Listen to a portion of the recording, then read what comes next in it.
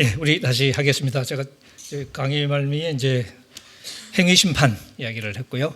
그리고 행위 심판의 원리가 결국 히브리서에서도 이제 결국 갚아주시는 하나님, 이게 결국 우리가 이제 히브리서의 이야기를 이야기할 수 있는 근본 전제다라고 말씀드리는데, 제가 이제 바울의 복음을 얘기할 때도 가끔 뭐 이렇게 비유적으로 표현해 보면, 지금 제가 이렇게 가지고 있는 이게 컴퓨터가 일단 제일 기본으로 이렇게 윈도우가 깔리죠. 윈도우가 깔리고 그 다음에 이제 다른 프로그램들이 그 위에서 돌아가는데, 이제 제가 설명할 때 행위 심판 사상이 복음의 윈도우와 같다. 이게 기본으로 깔려 있어야 되는 거죠. 그리고 이 행위 심판 사상 혹은 갚아주시는 하나님, 공평하게 갚아주시는 하나님이란 이 윈도우 상에서 다른 복음의 주제들이 돌아가는 거니까 이걸 넘어가는 게 아니라 이걸 전제하고 돌아가는 거죠. 이제 이 두 개를 조화시키는 게 조금 이제 어려운 이유가, 기존에 우리가 들어올 때 십자가 자체가 뒷문 열어주는 걸로 자꾸 생각을 해가지고, 그래서 우리가 안 해도 되는 뭔가를 이렇게 해법을 이렇게 마련해 주는 것처럼 이렇게 그렇게 이제 생각을 해요. 그게 대속에만 치중하면 그렇게 되는 거죠. 근데 그게 드라마의 끝이 아닌데 우리는 그걸로만 뭉치려고 했던 거니까. 게다가 이제 그렇게 할 수 있었던 게 뭐냐면, 구원을 과정으로 생각하면 그게 힘들거든요. 그래서 우리는 구원을 이미 받은 걸로 생각해야 돼요. 그래서 우리는 구원 받았다는 표현을 쓰기 시작합니다. 그러면 이제 끝나는 거지. 그런데 그렇다 보니까 성경을 우리가 이제 상세히 꼼꼼히 읽으면 또 그게 안 맞는 구절들이 너무 많거든요. 그래서 교회를 오래 다니는 분들일수록 가진 습관 중에 하나가 뭐냐면, 성경을 대충 읽습니다. 꼼꼼히 한자 안 읽습니다. 왜? 머릿속에 있는 생각이 있기 때문에 대충 읽으면서 머릿속에 생각을 자꾸 떠올리는 거죠. 근데 그것들은 성경 읽는 것처럼 느끼기는. 근데 실제로는 그게 아니고, 성경을 대충 읽으면서 머릿속에 내가 이미 가지고 있는 생각을 자꾸 되새기는 거죠. 그래서 실제로 가만히 보면 그냥 건너뛰어가거나 그냥 뭐 말을 살짝 머릿속에 바꿔서 읽거나 막 온갖 일이 다 벌어지는데, 어쨌든 그러면서 우리가 뭘 해야 되냐면, 일단 적나라하게 나오는 이런 진술을, 이렇게 행위 심판에 관한 진술이 아까 읽은 것처럼 믿음을 가장 많이 강조하는 로마서, 갈라디아서에 가장 적나라하게 나오지 않습니까? 그러니까 그 의미를 우리가 숙고해야 되는 거니까. 왜 이신칭의를 가장 날카롭게 얘기하는 갈라디아서에서 착각하지 마라라고 얘기하면서 이렇게 행한 대로 갚아주신 하나님 얘기를 이렇게 날카롭게 할까? 이런 질문. 그러면서 이제 우리가 너무 가볍게 생각해왔던 인회와 믿음의 이야기를 실제로 바울이 하는 대로 다시 읽어가는 거죠. 가다 보니까 믿음이라는 게 그냥 뭐 우리 행위가 반대되는 얘기를 하려는 게 아니라 오히려 죽은 자를 살리시는 하나님을 바라보는, 그게 우리 신앙의 가장 결정적인 차원이죠. 그리고 우리 기독교인들은 그걸 예수님의 부활로 고백을 한단 말이죠. 하나님 누구냐? 예수님을 살리신 분이에요. 이게 믿는 사람과 안 믿는 사람의 가장 결정적인 차이인 거죠. 그러니까 생명을 창조하시는 하나님을 믿는 사람하고 그걸 안 믿는 사람하고. 전도 제가 이렇게 CCC 하신 분도 아마 계실지 모르겠는데, 제가 개인적으로 CCC를 좋아하지는 않았습니다. 좋아하지는 않았는데, 이제 그 이유 중에 하나가 뭐냐면, 사실 전도할 때 이렇게 십자가 얘기를 되게 많이 하시죠. CCC 사형리 같은 것도 그렇고. 근데 이제 십자가 이야기에 반발하는 사람은 사실은 별로 없어요. 왜냐하면 이 십자가 자체는 문화적으로 굉장히 보편적인 이야기예요. 누군가 하나가 희생해서 전체가 살아나는 이야기 있죠. 이게 희생양 모티프라고 그러죠. 이거는 거의 모든 문화에 사실은 다 이야기가 있습니다. 그래서 없는 이야기가 만들어지기도 하고, 제가 어릴 때 배웠던 이야기 중에 네덜란드는 이렇게 북토가 바다보다 낮아가지고 제방이 많다. 근데 그 제방 한 군데 이제 뭐 이렇게 뭐 구멍이 생겼는데 소년이 뭐 자기가 그걸 뭐 손가락으로 막았대나 어쨌거나 뭐 그래가지고 이렇게 뭐 이렇게 그런 얘기, 나중에 그게 가짜라고, 사실이 아니라고 이렇게 뭐 이렇게 제가 얘기를 들은 것 같은데, 근데 그런 얘기가 나오는 게 뭐냐면, 누군가 하나가 목숨을 무릅쓰고 희생해서 전체가 구원받는 이야기, 이런 거거든요. 이제 그런 얘기는 근데 굉장히 익숙해요. 그러니까 그게 반발을 안 하는 것이니까. 근데 전도하다가 대화가 막히는 대목이 어디냐면, 부활 얘기 한번 꺼내보세요. 어떻게 되는지. 예수님이 살아났다는 얘기를 한번 해보세요. 전도하다가. 실제로 제가 대학 때 제 과 친구 전도한답시고 이렇게 벤치에 앉아가지고 이제 얘기했는데 뭐 앞에 다른 얘기도 했을 것 같았는데 기억이 안 나요. 근데 이제 부활 얘기를 제가 했던 그 대목, 그러니까 예수님이 이제 살아나셨다는 얘기를 딱 했는데 그 대목에서 이제 그 친구가 그 얘기를 딱 듣고서는 듣는 순간에 옆에 있는 저한테 확 돌아보면서 한마디 툭 내던진 말이, 야, 나 너 똑똑한 줄 알았다? 자기도 모르고 툭 내뱉은 거야. 그러니까. 그리고 지도 당황해가지고 막 그러고 나도 무슨 소리지? 그러니까 지도 당황스러운 거 왜냐하면 농담하는 것 같지도 않고 진지하게 진짜 살아났다 그러니까 얘도 이게 접수가 안 되는 거야. 이거 어떻게 받아들여야 돼? 권정경 평소에 굉장히 샤프하고 뭐 그렇게 보였는데 갑자기 말도 안 되는 소리 하니까 그게 대화의 끝이었어요. 이런 거죠. 그러니까 결국은 죽은 사람이 살아났다는 얘기는 우리가 못 믿을 얘기거든요. 기독교가 바로 그 얘기를 하고 있는 거잖아요. 살릴 거야도 아니고 하나님이 예수님을 이미 살렸다고 고백하면서 얘기를 시작하는 거거든요. 그러면서 그래서 초대교회의 가장 중요한 메시지는 늘 부활이었습니다. 하나님이 살리셨다. 그 생명의 이야기였는데 결국 이게 결국은 복음의 가장 중요한 메시지인 거죠. 근데 이게 얘기가 되려면 그전에는 뭐냐, 하나님은 공평하신 하나님이라는 게 전제되고 나서 결국 그런 믿음 이야기, 은혜 얘기, 모든 것은 결국은 죽은 자를 살리시는 하나님이 예수 그리스도의 십자가와 부활을 통해서 새로운 생명으로 우리를 찾아오시는 이야기, 이 죽음의 세상에서 생명의 드라마를 새로 만들어가는 이야기, 그리고 우리 현재 삶은 바로 생명의 드라마에 우리가 캐스팅이 되는 거죠. 그래서 성경의 교훈은 뭐냐면 예전처럼 죽음에 봉사하는, 죽음의 춤을 배워가지고 그 안무를 따라서 춤추지 말고 이제는 하나님이 예수 그리스도를 통해서 새롭게 안무를 개발하신 거예요. 그게 생명의 춤이에요. 그걸 배워서 생명의 춤을 추라. 이게 성경의 교훈인 거죠. 그러니까 갈라디아서로 하면 육체를 따라 살아가면 안 되고 성령을 따라 살아가야 된다는 이야기죠. 그런 이야기를 하고 싶은 거지 안 해도 된다더라 이런 생각은 아무 상관이 없는 거죠. 그래서 바울은 안 하면 죽거든 하고 바울이 협박을 하는 거죠. 그걸 좀 더 정당하게 야고보 같은 경우는 잘 아시니까 그렇죠. 그러니까 성경 모든 부분이 그걸 전제하고 있습니다. 이 아까 말했던 시편 60편 12절은 그 하나님이 각 사람의 행한 대로 갚아주신다. 이야기는 예수님이 인용하신 게 있죠. 마태복음 16장 27절. 그 가이사랴 빌립보에서 제자들이 고백을 이렇게 하지 않습니까? 제가 가끔 농담할 때 써먹는 거였는데 예수님이 이렇게 약간 이렇게 자기 셀프 이스팀에 좀 문제가 좀 계셨던 것 같아요. 예수님이. 셀프 이스템 문제가 있어가지고 자꾸 남 눈치를 보시는 거예요. 하루는 제자들한테 얘들아 사람들이 나보고 뭐라고 그래? 막 좋게 얘기해요. 뭐 선지자라고 그러고 뭐 엘리야도 그러고 뭐 그래. 정작 중요한 것도 있어. 나한테 가까이 있는 사람들이 있던 평판이잖아. 니네들은 나 어떻게 생각해? 성경대로 너희들은 나를 누구라 그러냐? 그때 베드로가 주는 그리스도시요 살아계신 하나님 이렇게 나가잖아요, 그죠? 근데 그렇게 고백을 멋있게 했어. 근데 예수님 그러고 나서부터 내가 이제 죽어야 된다, 죽고 살아나야 된다. 이제 그때부터 대놓고 하시기 시작합니다. 근데 베드로가 또 그건 접수가 안 되잖아요. 메시아는 왕인데 로마를 물리쳐야 되는데 죽겠다니까. 예수님을 꾸짖어요. 우리 꾸짖었다 번역은 안 돼 있는데 꾸짖었다는 동사입니다. 예수님을 꾸짖어요. 그게 말이 되는 소리냐고 꾸짖었겠죠? 따라오르지 기껏 따라왔더니 죽겠대. 그럼 내 인생은 약간 그런 기분이 들었을, 제가 베드로였으면 그랬을 것 같아요. 그러니까 아마 그렇게 꾸짖지 않았을까. 예수님이 또 이제 베드로를 꾸짖죠. 똑같은 동사를 썼습니다. 베드로를 꾸짖습니다. 사탄아 물러가라. 그러고 이제 나를 따라오려면 자기 십자가를 지고 나를 따라와야 된다. 자기를 부인하고 자기 십자가를 지고 따라와야 된다. 그렇게 얘기하죠.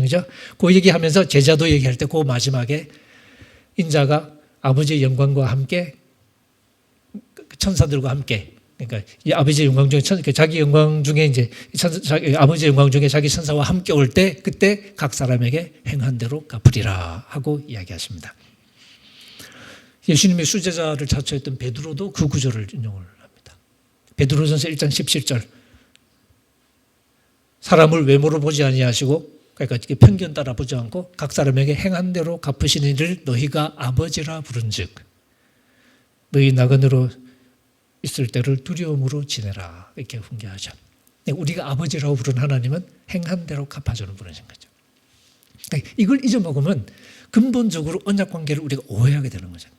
그런데 우리는 기독교 복음을 얘기할 때 십자가만 잘 쳐다보면 피해갈 수 있을 것처럼 너무 쉽게 생각하는 거니까. 그거는 농담처럼 그건 구약도 아니고 신약도 아니고 마약이다. 그런 우스갯소리를 하거든요. 듣기는 좋은데 인생 망치는. 마약이 그렇잖아요.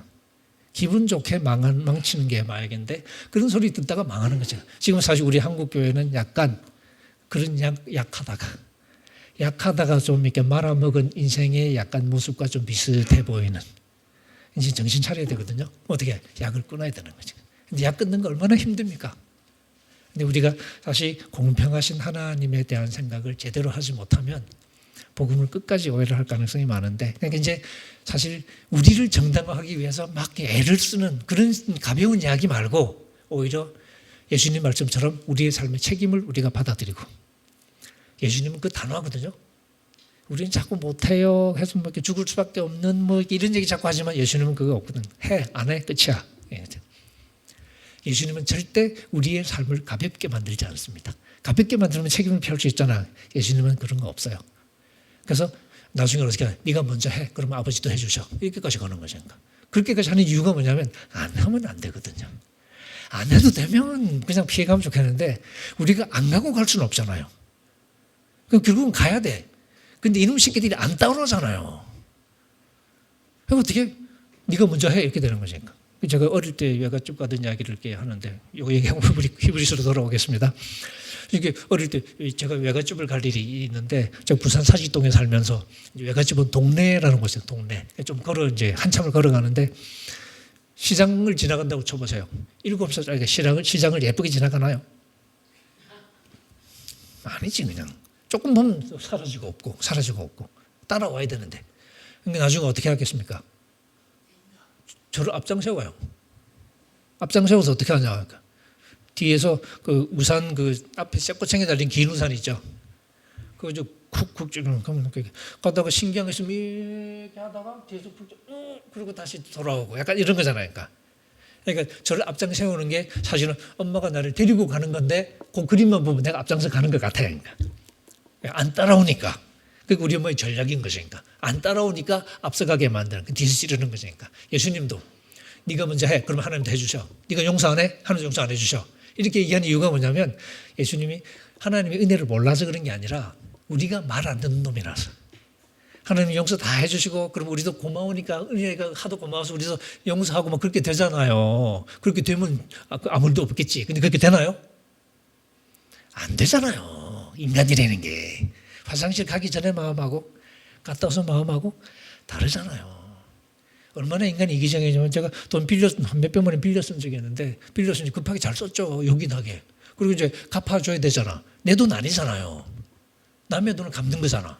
근데도 생사를 뜯어내는 아픔이 막 느껴지더라고.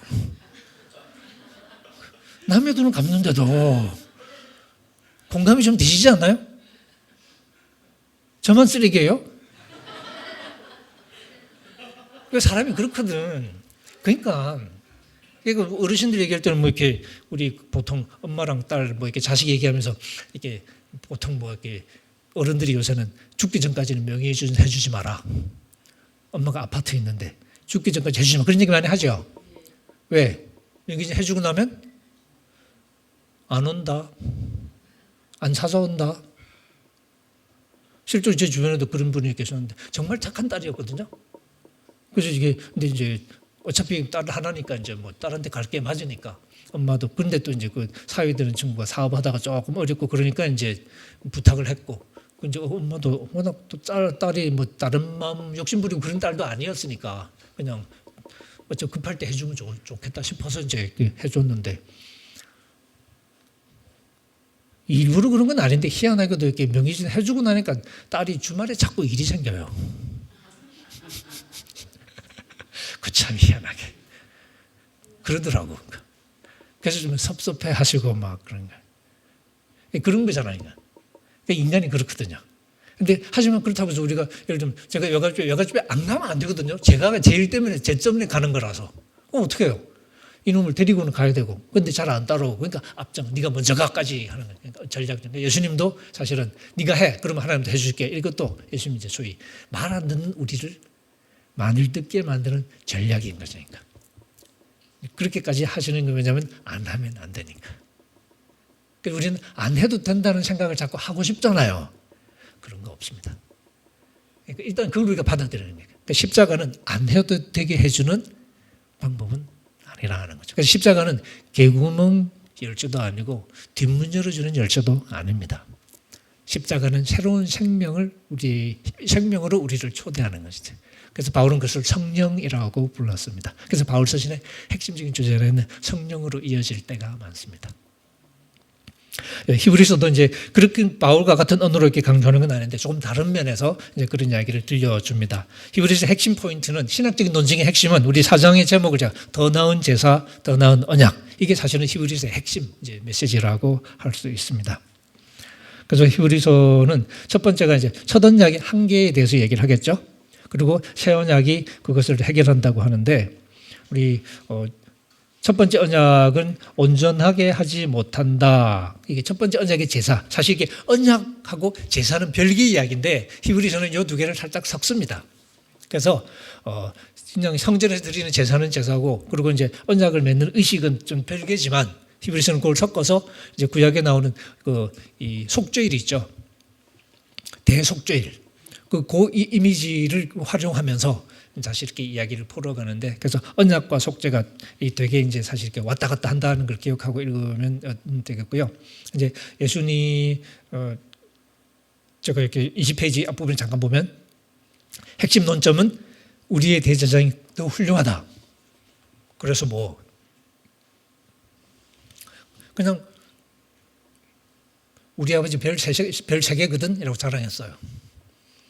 그렇게 하는 이유가 뭘까요? 그냥 그렇다고. 그럴 수도 있지만 그 말의 함의는 니네 아버지 별 몇 개야? 2개. 우리 아버지 별 3개거든. 그러면 어떻게 되는 겁니까? 별 3개인 우리 아버지가 별 2개 니네 아버지한테 뭐라 그러면 꼼짝없이 시키는 대로 해야 되잖아. 뭐 그게 약간 그런 거죠. 그래서 예수님이 더 훌륭한 대제사장이다. 그래서 뭐 예수님이 드리는 제사가 더 탁월하다. 결국 제사 품질이 달라진다는 얘기를 사실 이렇게 하고 싶은 거죠. 그래서 이 예수님을 통해서 우리가 받아 누리는 은총의 질이 사실은 첫 언약과는 달라진다 하는 이야기를 이렇게 하는 겁니다. 근데 소소한 얘기를 우리가 다 일일이 이렇게 볼 수는 없으니까 나머지는 이렇게 읽어 보시면 되겠고요. 이제 일단은 첫 번째 제사장하고 이제 비교하면서 이제 이 새로운 제사장이 훨씬 더 탁월하다는 얘기를 여러 가지로 이렇게 설명을 하고 있거든요. 그래서 제가 20페이지에 7장 28절 인용했는데 율법은 약점을 가진 사람을 제사장으로 세웠지만 율법 후에 하신 맹세의 말씀은 영원히 온전하게 되신 아들을 세웠다. 일단 제사장의 품질이 너무 달라요. 이런 분이 들으니까 제사의 품질이 다를 수밖에 없다. 이렇게 이어가는. 그래서 제사장이 다르다는 얘기를 길게 하고 그러고 나서 그러니까 제사도 다르다라고 이야기를 합니다. 이제 일단 이 얘기는 뭐냐면 더 낫다는 얘기를 하고 싶은 거거든요. 근데 첫 번째 언약의 제사보다 새 언약의 제사가 더 낫다는 얘기를 하려면 일단은 첫 번째 언약의 제사가 문제가 있다는 얘기를 해야 되잖아요. 뭐가 문제냐. 그 얘기가 이제 그 다음에 이 히브리서가 여러 가지로 표현하고 있는데 자주 나오는 것 중에 하나가 임시적이라는 표현이 나옵니다. 7장 11절 제가 이렇게 언급을 해놨는데 레위기통의 제사 직분으로는 온전함을 받을 수 없다. 율법은 아무것도 온전하게 하지 못한다. 7장 18절.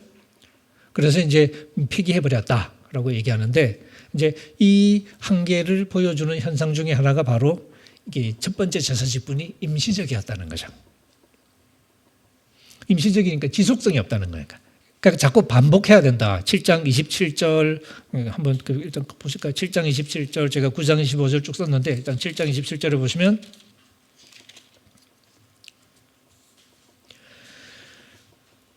그는 첫 번째 언약 대제사장들이 먼저 자기 죄를 위하고 그 다음에 백성의 죄를 위하여 날마다 제사 드리는 것과 같이 할 필요가 없다. 이건 대속죄일하고 일상 제사를 그냥 섞어서 표현한 것 같아요. 왜냐하면 이 제사장이 먼저 자기 죄를 위하고 백성의 죄를 위하는 것을 우리가 가장 뚜렷이 볼 수 있는 게 레위기 대속죄일 묘사죠. 대속죄일에 보면 제사장이 먼저 하는 게, 먼저 자기 가족을 위해서 제사를 지냅니다. 피를 흘리죠. 그걸 가지고 지성소에 들어가요. 그리고 그 다음에 다시 나와서 다시 또 짐승을 잡아서 백성 두 번째로 들어갑니다. 거기 이제 백성을 위해서. 그래서 일단은 자기도 죄인이니까 자기 죄를 위한 제사가 먼저 드려져야 되고 그 다음에 백성을 위해서 이렇게 제사를 지는 이렇게 하는. 근데 이게 여기서는 날마다라고 그랬는데 그건 날마다는 아니죠. 여기서 일상적인 제사하고 섞어서 그런 거니까. 근데 날마다 그렇다는 얘기가 무슨 얘기냐? 날마다는 계속 해야 되죠. 근데 새로운 예수님의 제사는 한 번 딱 하고 끝났잖아요. 근데 그 얘기를 이렇게 근데 날마다 한다는 게 무슨 얘기죠? 반복한다는 게 무슨 의미죠? 우리 자매님들 입술 한 번 딱 하면 평생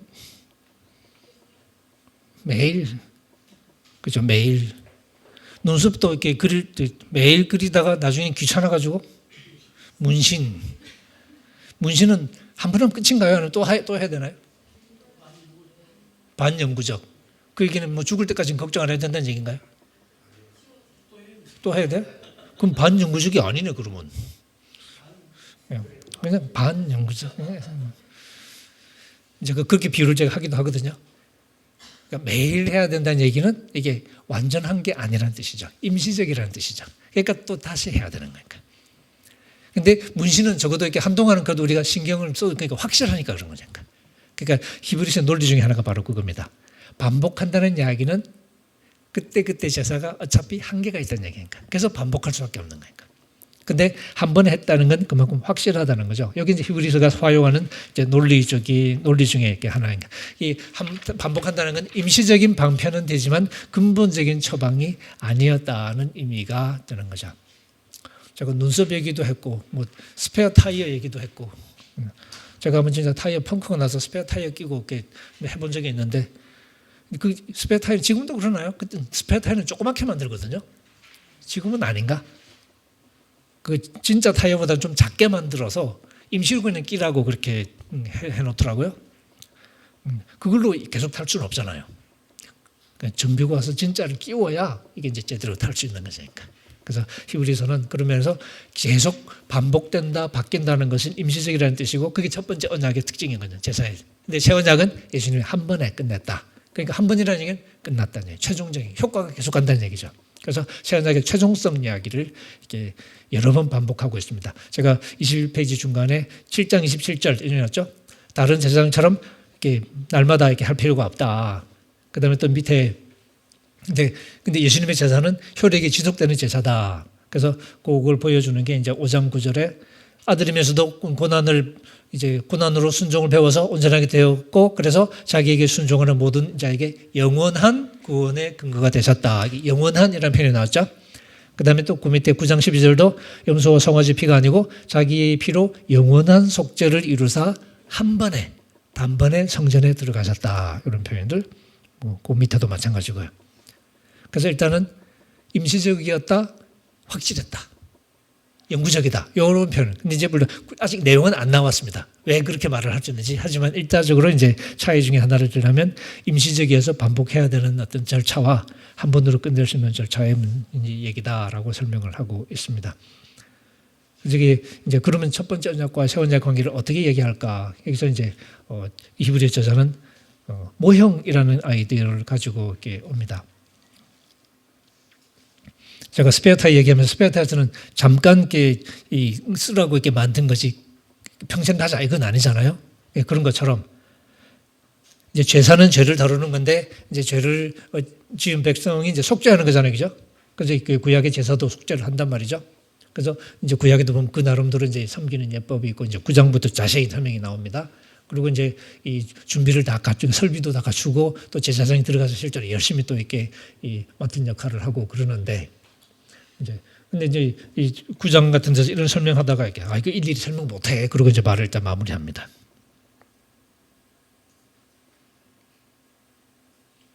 이 9장 5절을 보면 낱낱이 말할 수 없다. 이거. 언제 그거 다 일일이 얘기하고 있냐. 본론으로 넘어가자. 약간 그런 거잖아요. 그러니까 이제 9장 1절부터 이제 4절까지는 이게 시설을 쭉 열심히 설명했고요. 그 다음에 이제 설명 이 정도로 하자 그래놓고 이제 6절부터는 실제로 그러면 이렇게 갖춰놓고 제사장들이 뭐 했는지 그거를 묘사하기 시작합니다. 그런 설명을 하면서 이제 첫 번째 언약 때는 요랬다. 그래놓고 그 다음에 9장 9절에 보면 이런 것들은 다 현재까지 비유다. 이런 식으로 설명하면서 비유가 이제 나중에 가면 모형이라는 말도 나옵니다. 우리 10장에서도 보면 10장 1절에 가보시면 율법은 장차 올 좋은 일의 그림자고 참 형상이 아니므로 그런 표현이 나왔죠. 그리고 이제 우리 9장에서도 이제 이 비유라는 표현 또 이렇게 마찬가지인데 이런 식의 이제 그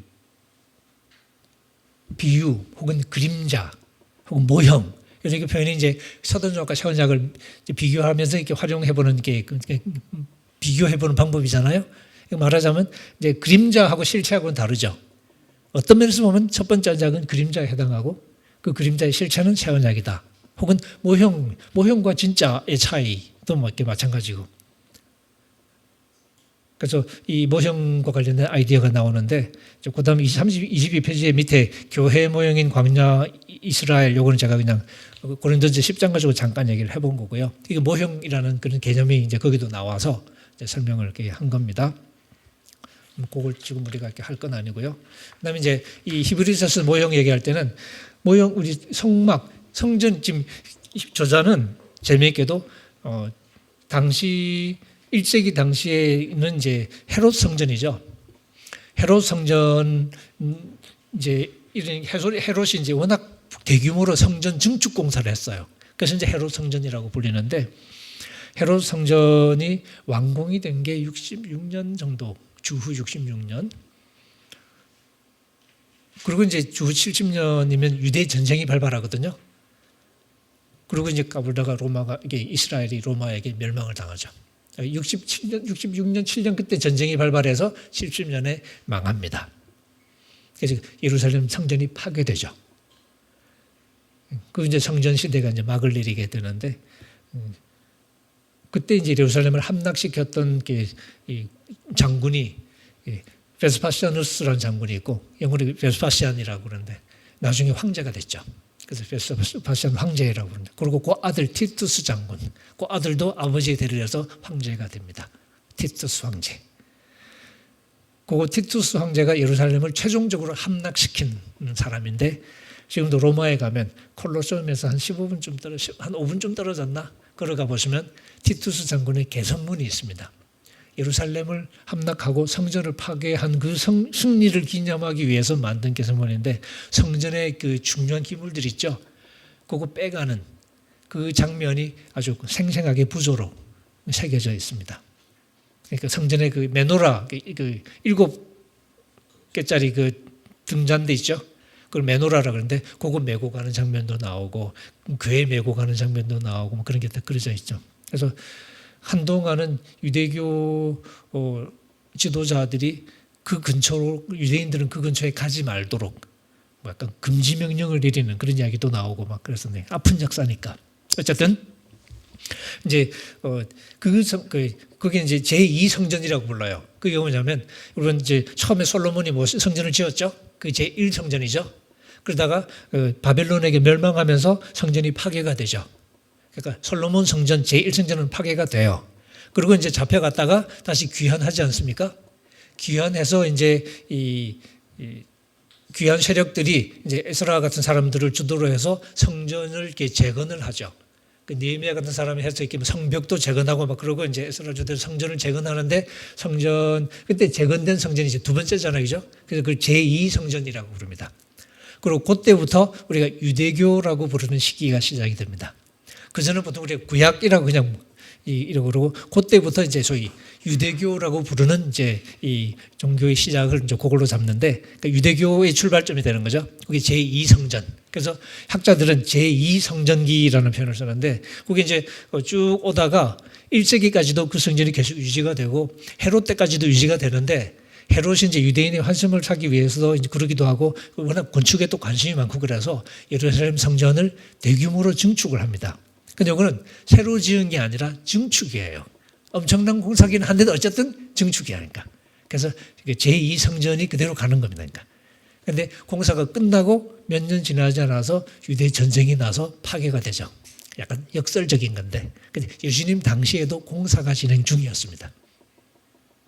그러니까 계속 이제 짓고 있었던 중이야. 어쨌든 이제 히브리서 저자는 그 솔로몬 성전이나 제2 성전을 얘기하지 않고 처음에 광야에서 가나안 들어가기 전에 하나님이 처음 모세에게 성막을 지으라고 그러죠. 천막으로 된 성소를 지으라고 명령. 그 천막을 가지고 얘기를 풀어갑니다.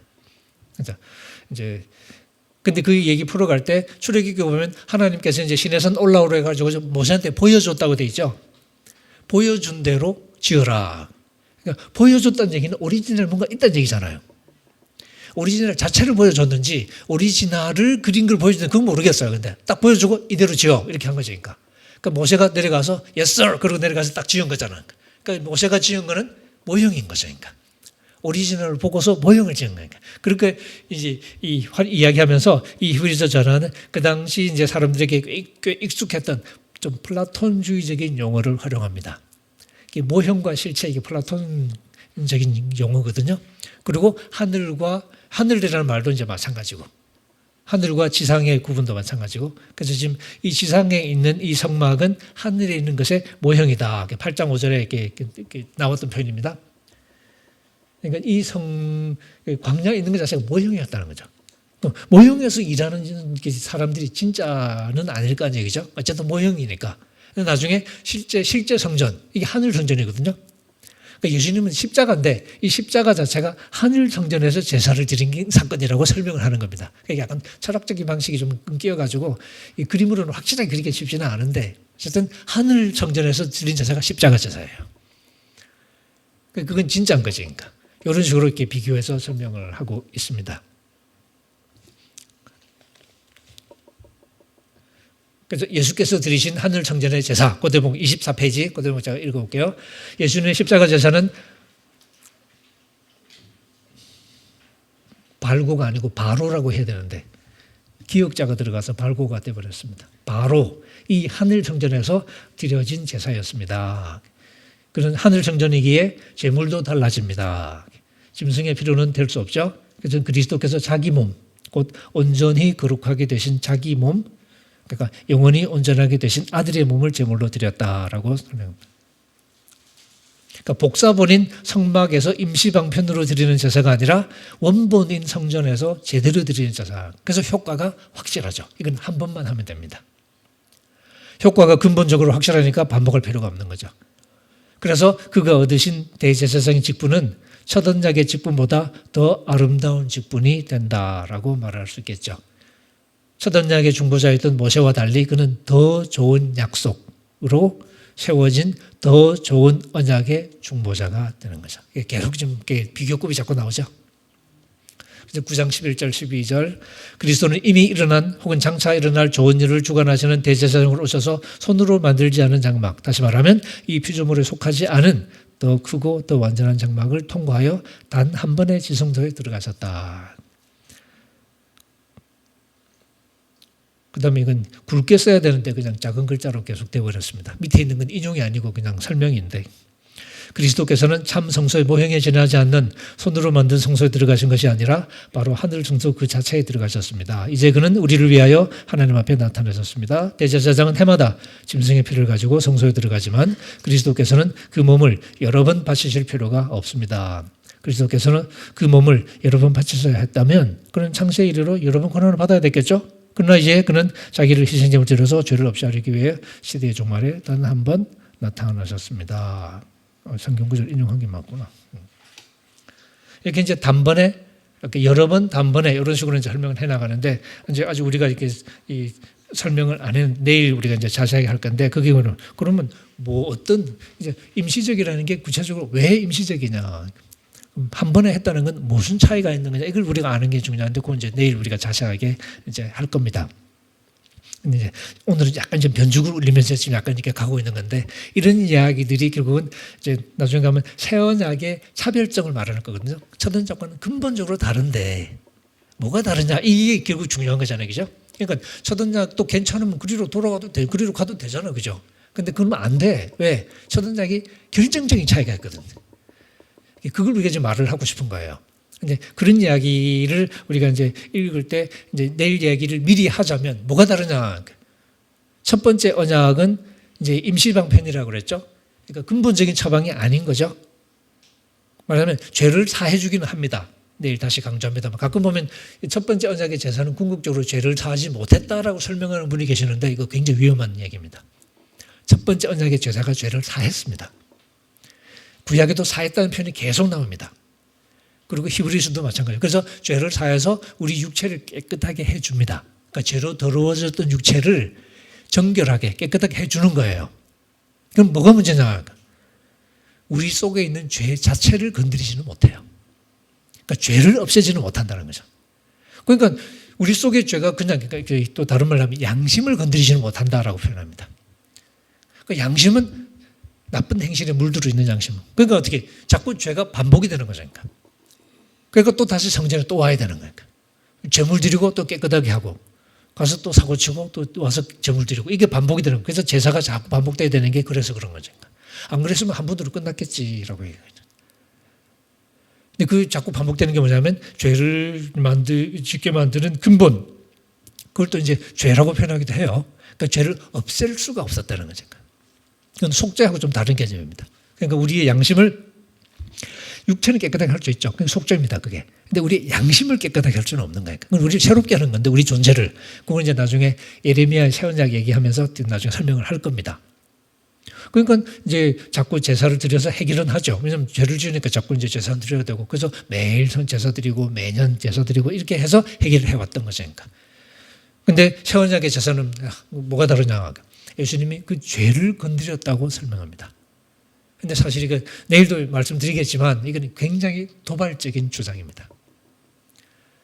예수님의 제사가 우리의 죄를 해결하는 제사라는 것, 그래서 반복될 필요가 없다는 것, 혹은 죄로 물든 악한 행실에 물든 우리의 양심을 깨끗하게 하는 제사라는 것. 이게 이제 저자가 독자들에게 지금 계속 이제 이렇게 강조하는 이렇게 표현인데 히브리서 독자들도 이 점에서 좀 회의가 생겼을 가능성이 있습니다. 자신이 없어졌을 가능성이 있는 거죠. 그러니까 자기가 믿어왔던 복음에 대해서 약간 자신감이 없어지는 거죠. 이제 저자는 바로 그 점에서 우리 예수님의 제사가 바로 이것을 하는 제사라는 걸 재차 확인하면서 성도들에게 이 복음에서 떠나면 안 된다라고 이제 강조하고 있는 거죠. 그래서 이 부분, 예수님의 제사가 우리의 죄를 없앤다. 우리의 양심을 깨끗하게 한다. 이 이야기를 우리가 어떻게 지금 이렇게 받아들일까 하는 게 이제 사실은 이 복음을 바라보는 우리 태도의 중요한 차이. 제가 바울 서신 얘기할 때 그랬죠. 많은 분들은 우리가 사실은 순종하지 못하고 죄인으로 있는 우리가 예수님의 십자가의 대속으로 우리가 용서받고 그래서 우리가 구원받고 이런 수준으로 생각한단 말이죠. 그런데 사실 읽어보면 그게 아니라 결국 하나님이 우리를 예수님의 십자가와 부활을 통해서 구원하신다는 얘기는 그냥 사고쳐도 내가 이렇게 용서해 줄게 이런 수준이 아니라 결국은 우리를 새롭게 하시는 이야기. 그래서 아까 믿음 얘기할 때 죽은 자를 살리시는 하나님의 생명 이야기, 그다음에 은혜를 얘기할 때도 제가 디도서 같은 거 예를 들었죠. 우리를 교육하고 우리를 양육하는 게 하나님의 은혜였다. 그래서 로마서식으로 우리를 통치한다 뭐 이런 얘기를 하는 게 바로 바울이 그런 관심을 보여주는 거죠. 그러니까 안 해도 된다가 아니라 하나님이 새로운 능력으로 우리를 찾아오신다. 새로운 생명으로 우리를 찾아오신다 하는 얘기를 하고 싶었는 거예요. 근데 히브리서도 사실 이제 그런 이야기를 할 때 첫 번째 언약의 제사하고 비교하면서 첫 번째 언약은 계속 반복해야 되는 제사를 드리는 수준이었다면 새 언약의 제사는 이제는 한 번으로 끝나는 확실한 제사를 드렸다라고 얘기하는. 근데 이게 지금 우리가 믿고 있는 복음이 이 복음과 만장하는 질문을 한번 던져보는 거죠. 제가 바울 서신을 얘기하니까 이제 조금 더 이제 그리고 성경 구절을 이제 얘기하니까 조금 더 쉽게 이제 따라오는 것 같은 느낌이 들긴 하는데 막상 성경책 듣고 얘기를 하면 또 사람들이 얘기가 좀 달라질 때가 많습니다. 설득이 되는 것 같은데 설득이 안 되는. 그래서 제가 이제 말씀드린 것처럼 우리가 너무 쉽게 우리의 행위가 아니라 하나님의 은혜로라는 그 도식에 익숙해져 있다 보니까 하나님이 행한 대로 갚아주는 분이라는 사실을 약간 애누리하는 게 복음이라고 이렇게 들어왔어서 그러다 보니까 믿거나 말거나 관계없이 어쨌든 하나님은 행한 대로 갚아주신다 하는 이야기를 못 받아들이는 거예요. 그건 복음을 포기하는 것 같은데? 라는 생각이 드는 거죠. 그런데 아까 제가 읽은 것처럼 로마서에 바로 그 얘기가 나오고 갈라디아서에 그런 얘기가 나오잖아요. 그런데 피해가기가 쉽지가 않은 거죠. 그런데 우리는 피해가고 싶은 것이니까. 우리의 숙제는 행한 대로 갚아주신 하나님, 공평하신 하나님이 그러면 어떻게 우리를 구원하시지? 그러니까 예수님을 통한 구원의 길이 공평하신 하나님이 편법을 제공하는 게 아니고 공평하신 하나님은 편법을 제공하면 안 돼요. 그죠? 그 하나님이 그 원리 속에서 우리를 구원하시는 이야기니까. 그래서 바울의 이야기는 원리를 굽히는 얘기가 아니라 하나님의 우리를 새롭게 하시는 하나님의 능력에 관한 이야기로 갑니다. 바울이 복음을 한마디로 요약할 때 가장 자주 쓰는 단어가 뭐였을까요? 라고 제가 질문을 가끔씩 드리거든요. 얼마 전에 제가 우리 학생들한테 제가 A4 용지를 4개로 잘라가지고 다 하나씩 주면서 기독교 복음 하면 제일 먼저 떠오르는 단어가 뭐야? 한번 써봐. 그래서 단어 하나를 쓰라고 그랬습니다. 여러분 마음속으로 한번 써보십시오. 기독교 복음 했을 때 여러분 마음속에 가장 먼저 떠오르는 단어. 복음. 그러면 이제 학생들의 답이 뭐 어떤 게 나올 것 같습니까? 십자가, 하나님, 예수님, 뭐 사랑도 나오고 은혜도 나오고 믿음도 나오고 뭐 온갖 게 다 나옵니다. 그런데 이런 제 강의를 미리 들어서 이렇게 이미 물든 사람들 말고 아직 순수하신 분들, 그런 분들 대상으로 제가 이런 얘기를 했을 때 아직까지 안 나온 답이 하나 있습니다. 그게 정답입니다. 뭘까요? 제가 앞부분 일부 볼게요. 내가 복음을 부끄러워하지 아니하노니 이 복음은 모든 믿는 자에게 구원을 주시는 하나님의 능력, 이 단어입니다. 하나님의 능력이다. 이게 바울이 전략적으로 쓴 단어입니다. 이 얘기가 하고 싶었던 거예요. 죽은 자를 살리시는 하나님, 없는 것을 있는 것으로 불러내시는 이 하나님의 능력에 관한 이야기가 복음입니다. 그 복음을 가장 확실하게 증명해주는 첫 번째 결정적인 사건이 예수님의 십자가와 부활이었던 거죠. 고린도전서에서도 바울이 서로 이제 세속적인 조건 가지고 네가 잘났네, 내가 잘났네, 그리고 서로 파가 갈라져 싸우죠. 나는 바울, 나는 아볼로, 이게 원로 목사님하고 이제 제1회 목사님 그 사이에 벌어지는 갈등인데요. 바울이 고린도 교회를 개척해서 꽤 키워놨거든요. 그리고 이제 근데 바울은 소위 뭐 이렇게 공부를 열심히 하고 이런 사람은 약간 이미지 자체가 약간 능력파, 은사파 약간 이런 거 가까운 사람이거든. 그리고 이제 바울이 떠나고 아볼로가 이제 이대 목사님 왔는데 아볼로는 또 해외 유학파거든. 요즘으로 말하면 알렉산드리아 출신이에요. 학문의 중심지. 그 플라톤 철학의 중심지였대. 알렉산드리아 출신이니까 요즘 말하면 진짜로 뭐 독일이나 미국에 이렇게 엄청 좋은 학교에서 유학을 하고 온 이제 또 아볼로는 또 이렇게 이 학문에 능했다고 그러는데 그 당시 학문의 핵심은 웅변술이거든요. 말 잘, 성경에 해박하게 알았고 말을 잘해. 그런 사람이 와서 이렇게 설교를 딱 하니까 교인들이 와, 그랬겠죠? 그러니까 이제 그게 또 확 쏠리는 것이니까. 그러니까 어떤 사람은 바울 같은 사람이 진짜 목사님이지. 아볼로가 왔는데 설교는 멋있게 하더만 뭐 글쎄. 근데 기도는 열심히 하시나? 뭐 유학까지 하긴 한 것 같은데 글쎄 기도는 하나 몰라. 약간 이런 식. 그래서 교인들이 막 갈라지게 돼요. 고린도 교회 그런 상황이거든요. 바울과 아볼로는 사이가 좋은데 교인들이 자기 코드 가지고 이렇게 갈라지는 거예요. 이제 그런 상황에서 바울이 야단치면서 하는 얘기가 바로 그거죠. 이 십자가의 도라는 게 십자가의 말씀. 우리 개혁에서는 십자가의 도가 이렇게 되어 있는데 문자적으로 번역하면 십자가의 말씀이라는 뜻입니다. 또 로고스 스타우로 십자가의 도가, 십자가의 말씀이 멸망하는 자들에게는 미련한 것이지만 구원을 얻는 우리에게는 하나님의 능력이요. 그게 또 능력이라는 단어가 나옵니다. 그게 1장 18절. 그리고 24절에 가면 이 십자가 얘기하면서 그리스도는 유대인에게나 헬라인에게나 하나님의 능력이요 하나님의 지혜니라 하고 나옵니다. 그러니까 바울은 바로 여기에 초점을 맞췄습니다. 그래서 전도할 때도 2장 고린도서 2장 보시면 내가 사람의 말과 지혜의 아름다운 것을 하지 않았다. 말로 한 게 아니고 근데 오히려 웅변가로서 보면 영 아니었던 거예요. 내가 너희들 중에 있을 때 심히 약하고 심히 두려워하고 떨었다. 그런 표현 나오죠. 웅변가가 그래가지고 되겠어요? 근데 그러니까 웅변가다운 게 없는 것이 이제. 근데 그랬는데도 바울이 그다음 근데 하지만 내 말과 내 전도함이 뭐가 있냐면 성령과 능력의 나타남으로 이렇게 나옵니다. 우리 성경에는 성령의 나타남과 능력으로라고 번역했는데 정확하지는 않고 정확한 성령과 능력의 나타남으로. 그러니까 디스플레이 하는 게 있었던 거죠. 그게 뭐냐면 멋있는 말이 아니라 성령과 능력이 나타났던 거예요. 그래서 여러분의 믿음이 사람의 지혜에 있지 아니하고 하나님의 능력에 있게 하려 하였노라 이렇게 갑니다. 그러니까 사람의 말로 믿는 것처럼 보이게 만드는 그게 중요한 게 아니고 하나님의 능력으로 믿음이 만들어져야 되잖아요. 나중에 까부는 교인들 야단칠 때도 내가 간다. 내가 안 갈 것 같으니까 지금 까부는 놈들이 있는데 내가 가볼 거야.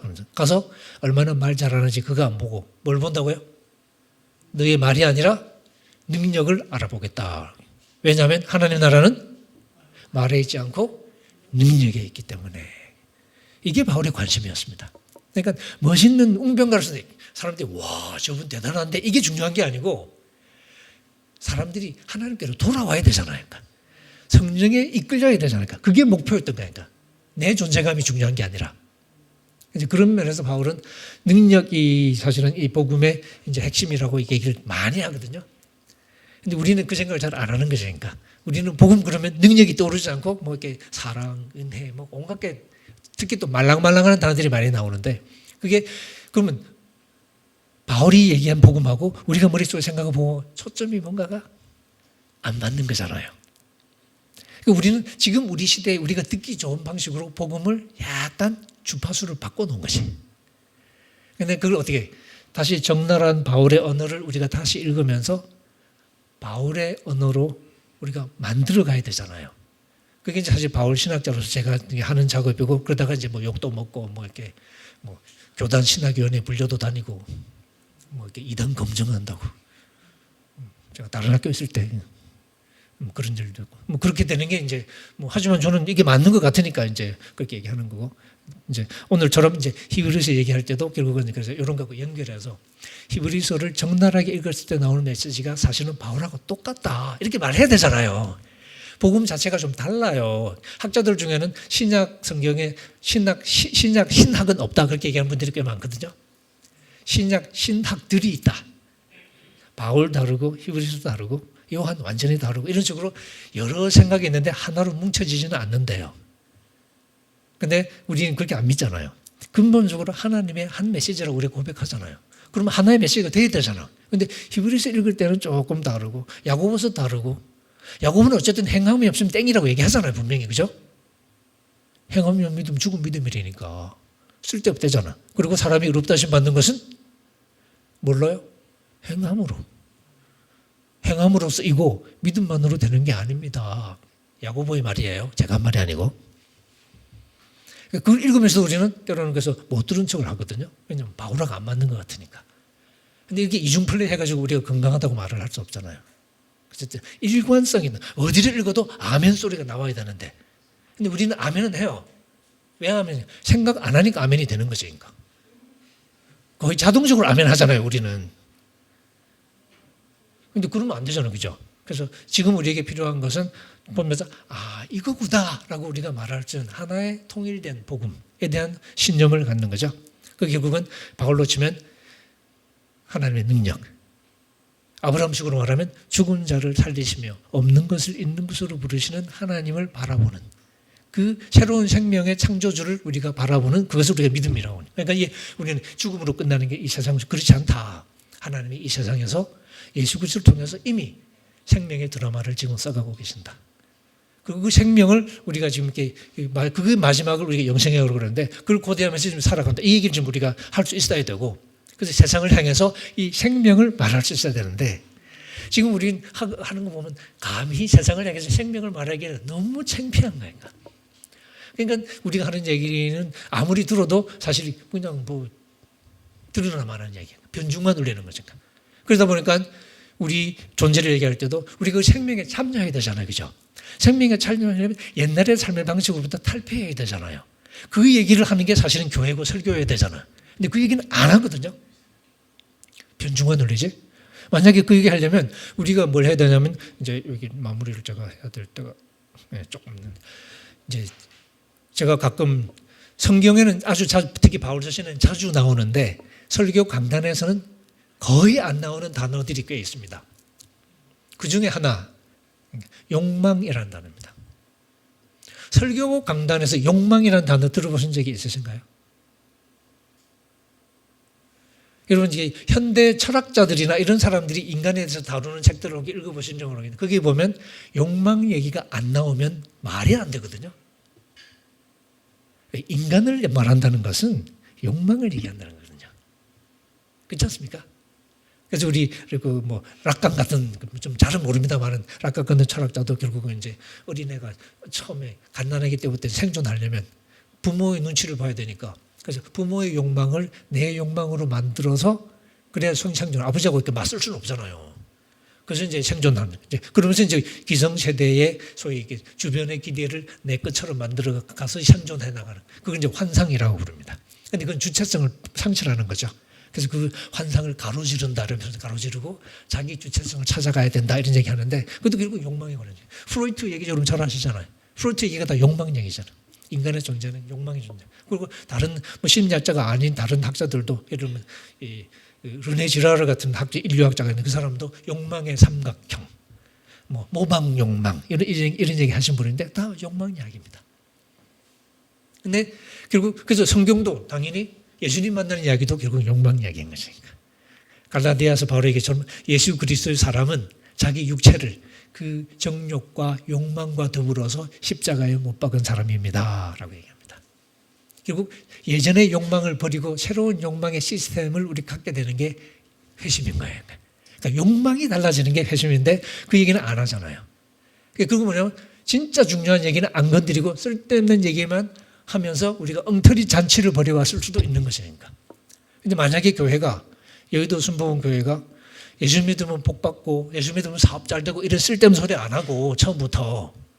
근데 그런 얘기 했던 건 박정희의 소위 기독교판이 조영기잖아요. 잘 살아보자고 새마을 운동 시작할 때 예수 믿고 잘 살아보자는 게 조영기 목사잖아요. 그래서 대박이 났잖아요. 근데 그렇게 안 하고 물론 이 세상의 생존도 중요한데 궁극적인 그게 아니잖아요. 욕망의 변화를 얘기를 했더라면 그래서 새로워진 사람들의 공동체를 얘기했더라면 그림이 좀 달라지지 않았을까요? 이제 그런 면에서 사실 우리 교회가 이 세상의 욕망을 가지고 잔치를 벌여온 그것을 기독교인 것처럼 포장을 씌운 거지. 그래 왔던 게 아닐까? 근데 이제 그러다 보니까 지금 우리가 이 모양이 됐고 이제는 젊은 사람들이 실체를 다 아니까 교회 갈 이유가 없는 거지. 그런 데를 왜 가냐? 근데 이제는 이제 바닥을 점점 향해 가고 있고 그럼 우리는 다시 묻죠. 그럼 우리는 누구냐? 예수를 믿는다는 것, 이 땅에서 하나님을 믿고 살아간다는 게 무슨 얘기인가를 다시 물어야 되는 지점에 우리가 지금 이렇게 이 히브리서를 지금 읽고 있는 거거든요. 그럼 우리가 하나님을 믿는다는 것에 대한 근본적인 고민을 해야 되고 이 땅에서 하나님을 믿고 살아가는 삶에 대한 고민을 해야 되고 그렇게 되면 결국 바울이 무슨 얘기를 했는지 히브리서가 무슨 얘기를 하고 있는지 우리가 이제 좀 더 진지하게 물어야 되는데 그 얘기할 때 우리가 발견하는 게 결국 공평하신 하나님 이야기를 좀 더 귀담아야 여전히 우리가 못 들은 척 해왔던 그걸 우리가 들으면서 그렇구나. 그렇게 되면 결국 십자가가 무엇이지? 믿음이 무엇이지? 은혜가 무엇이지? 하는 것들을 다시 들으면서 사실 우리가 정말 너무 근본적으로 오해를 해왔구나.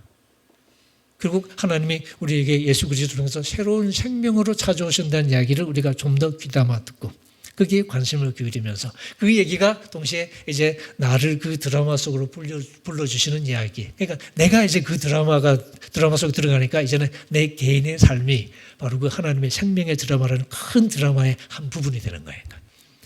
그러면 내 하루하루의 삶이 결국은 그 드라마 속에서 이해하는 삶이 될 텐데 지금 생각해보면 지금까지 내가 죽음의 드라마를 찍어온 것 같아.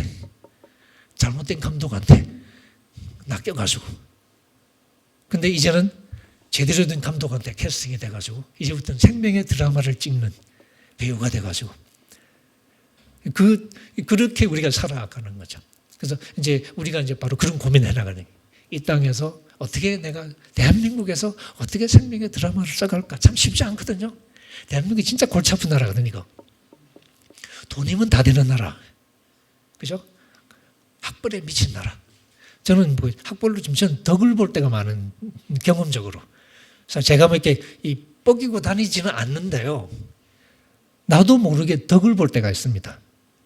남들이 대우를 해줘요. 서울대 나왔다고. 이게 대한민국 그렇더라고요. 그러니까 그런 면에서 제가 자주 느끼는 거죠. 근데 뭐 공부를 잘해서 실력이 좋다 그걸 인정하는 건 당연한 거잖아요. 그죠? 근데 그건 관계없이 학벌만 보고 행동을 달리하는 거니까. 그걸 우리가 편견이라고 그러죠. 우리 대한민국 그런 나라거든. 그런데 어디 나왔어? 중앙고 나왔어? 이렇게 되는 것인가. 근데 그런 나라가 우리 대한민국인데. 근데 이런 나라에서 그럼 우리가 조건을 따지지 않는 하나님을 말한다는 게 어떤 의미일까? 그리고 새로운 생명으로 산다는 게 어떤 의미일까를 우리가 다시 묻는 거죠. 그럼 내가 지금까지 살아온 건 어떤 기준이었을까? 뭐 챙기려면 열심히 챙기고 실력도 다 필요 없고 그냥 우리 동창 뭐 이런 살아왔을까? 아니면 정말로 원칙으로 살아왔을까? 저 같은 경우도 학교에서 가르치는데 학생을 대할 때 내 마음대로 욕심대로 살아. 학생도 보면 어떤 잘해주고 싶은 애들도 있고 정말 안 왔으면 좋겠다 이런 애들도 있고 그럴 거 아니에요. 인간이니까. 애들도 종류가 지각각이든 어떤 놈 공부 죽으라고 안 하는 놈도 있고. 아, 우리가 쟤를 왜 뽑았지? 근데 또 이제 참 이렇게 이쁘게 군 애들도 있잖아요. 근데 그 따라서 그냥 어떤 놈이 엄청 잘해주고 어떤 놈이 그냥 모른 척하고 그럼 이런 건 사랑이 아니잖아. 그건 내 욕심대로 하는 거거든요. 그럼 우리가 편애는 욕망이거든요. 내 욕망대로 하는 게 편애인데. 근데 진짜 사랑은 그게 아니라 좀 공평하게 다 해줘야 되잖아요. 그런 면에서 근데 불편하죠. 그거는. 왜? 내 욕심대로 하는 건 아니니까 불편한 거예요. 편한 건 내 욕심대로 하는 게 제일 편하죠. 그렇지만 결국 우리가 사실 이 땅에서 새로운 생명의 드라마를 쓴다는 것은 내 편한 대로 하는 게 아니라 내 욕심대로 한다는 게 아니라 결국은 그 생명의 원리를 생각하면서 그게 맞춘다는 거니까 어떤 게 사랑이지? 어떤 게 기쁨인가? 어떤 게 평화지? 어떤 게 참는 거지? 뭐 이런 식으로 고민을 하면서 가는 거니까. 그게 이제 우리 교인들 한 사람이 그런 고민을 공유하는 사람들이라는 거죠.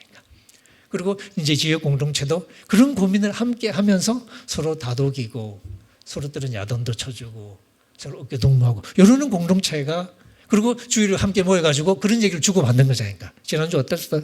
이런 얘기 하면서 이렇게 부동산 투기하는 이런 얘기 하는 게 아니라 식당에 제가 한번 보니까 진짜 그런 얘기만 하더라고요. 제가 한 번은 주변 옆에 아저씨 그룹도 있고 아줌마 그룹도 있고 막 그랬거든요. 점심때인데 이제 아줌마 그룹인데 소주병이 쫙 깔려 있더라고. 그래서 한국에서 얼마 안 됐을 때인데. 그리고 이제 얘기를 이렇게 엿듣게 되잖아요. 자연스럽게 목소리가 또 좀 커요. 아저씨들, 아줌마들. 아파트, 콘크리트 이야기, 땅 이야기. 심지어는 학교 교수님들하고 얘기하는데도 펀드 이야기. 그래서 좀 멘붕에 빠진 거죠. 우리 대한민국 국민들의 머릿속에는 콘크리트밖에 없나? 근데 사실 생각하면 친구들끼리 만났을 때 음악 얘기를 할 수도 있고 가족 얘기를 할 수도 있고 좋아하는 책 얘기를 할 수도 있고 뭐 좋은 경험 얘기를 이런 얘기 할 수 있지 않나요? 그게 삶의 재미 아니에요? 근데 땅값이 올라갔던 아파트가 어떻게 됐더니 뭐 이런 얘기만 하다가 끝나는 거니까. 그래서 저는 이건 아닌 것 같은데. 근데 우리 예수 믿는 사람들 어때요? 똑같아. 근데 우리가 하나님을 만났다, 예수님을 만났다, 새 생명으로 살아간다 하는 이야기는 뭔가 가치가 달라졌다는 얘기일 테니까 이제는 더 이상 집을 바라볼 때 투자 가치 이런 것이 제일 먼저가 아니라 삶의 보금자리. 우리 두 사람 살기에 어떤 게 제일 적당하지? 이런 고민부터 시작하는 거니까. 그게 원래 집인 거잖아요. 그죠? 근데 우리는 보금자리는 좀 미가 없어요. 땅값, 집값이 올라갈 거냐 내려갈 거냐 이게 중요한 거지. 그러니까 투자 가치가 중요한 거죠. 근데 뭐 투자 가치를 아주 물살 수는 없겠지만 어쨌든 우리의 삶이 예수 믿는 사람이라고 자처했고 교회는 오래 다녔고 했지만 사실은 우리가 복음이 말하는 그 복음의 논리와 전혀 맞지 않는 죽음의 드라마를 쏘았던 게 아닌가. 이건 이제 깊이 반성하면서 그 반성하는 과정에 우리가 성경을 다시 들여다보는 거죠. 바울이 하는 이야기를 다시 들여다보고 저는 이제 그 작업을 돕는 사람이라고 저는 이제 자처하는 거고 그다음에 이제 히브리서를 읽으면서 이 말씀을 내가 어떻게 이해해야 되냐고 다시 고민하고 그래서 이 사실 읽어가면 갈수록 제가 이제 불편하다고 느끼실 거라고 말씀을 드렸는데 실제로 히브리서의 주장은 굉장히 강한 주장입니다. 새 생명으로 찾아오신 예수님 이야기는 실제로 도발적인 얘기고 첫 번째 언약과 달리 우리의 죄를 없앤다는 주장은 굉장히 강한 주장인데 이거 불편한 이유가 뭐냐면 지금 우리 교회가 이 주장과 맞을까? 라고 생각하면 어떨까요? 첫 언약의 공동체를 얘기하면 우리 그냥 가볍게, 왜냐면 유대교 생각해 보십시다. 유대인들이 살아가는 것과 새 언약의 공동체를 자처하는 기독교인이 살아가는 것과 비교하면 진짜 다른가요? 새 언약을 자처했던 기독교의 역사하고 유대교의 역사를 비교해 보면 역시 수준이 다르네라고 말을 할 수 있을까요? 그러면 우리는 정말로 히브리서가 얘기하는 이 새 언약, 새로운 제사, 이게 정말 진리인 걸까요? 아니면 그냥 괜히 하는 자기 주장일까요? 그러면 우리한테는 이게 진리일까요? 이런 질문을 하게 되잖아요, 그죠? 그런 질문을 하기엔 지금 우리가 너무 형편이 없는 거니까. 그래서 자신감이 없는 거죠. 그래서 오히려 그러면서 오히려 우리도 지금 히브리서 독자들하고 입장이 비슷하다. 자신감, 복음 자체에 대한 자신감을 잃어가기 딱 좋은 시대를 우리가 좀 살고 있는 거죠. 그런 식의 히브리서 독자는 오히려 처음 가졌던 그 확신을 되새기라고 얘기하면서 이 확신을 잃지 말자라고. 저는 오히려 교회가 세상에 대해서 너무너무 창피하고 부끄럽고 그래서 할 말이 없는 시대이긴 한데 오히려 이렇기 때문에 더더욱이 우리가 처음 가졌던 세상을 향해서 내놓았던 첫 메시지, 생명에 관한 이야기. 하나님이 예수님을 통해서 새로운 생명의 드라마를 써가는 이야기, 이 이야기를 우리가 더 과감하게 사실은 하는 법을 배워야 되는 거죠. 그 배우는 과정은 말만 그런 게 아니라 내가 그 드라마의 일부가 되는 과정이기도 한 거죠. 그러니까 내 삶을 회개하면서 내가 그 드라마 속으로 들어가면서 동시에 세상을 향해서도 이게 바로 우리가 믿는 복음입니다라고 말을 할 수 있어야 하는 거예요. 그게 우리 기독교의 다음 세대를 사실은 준비하고 이끌어가는 가장 중요한 작업 중에 하나가 될 것 같습니다. 안 그러면 젊은 사람들 교회 이제 진짜 안 나옵니다. 설득이 안 되면 안 되거든요. 아, 저거구나 하고 붙잡을 수 있는 걸 우리가 보여줘야 결국은 교회로 올 텐데, 그러기 위해서는 우리가 먼저 그 복음이 말하는 메시지의 핵심을 붙잡고 거기에 우리가 참여하는 연습을 해가면서 그것을 사람들에게 함께 나누는 이런 우리 세미나 같은 것도 그런 고민을 이제 이어가는 그런 과정이 됐으면 좋겠다는 생각이 들고요. 뭐 서로 대화하시면서도 그 부분을 조금 더 우리가 선명하게 이야기를 할 수 있었으면 좋겠다. 그리고 교회에서 이제 설교하고 하실 때도 바로 이런 부분들을 좀 더 의식하면서 교인들과 어떻게 복음을 나눌 수 있을지를 고민하고, 그것이 오늘 지금 이 시대에 한국에서 이 교회를 섬기는 그런 가장 중요한 역할 중에 하나가 될 거다, 그런 생각이 듭니다. 우리 이제 마무리를 거의 4시간.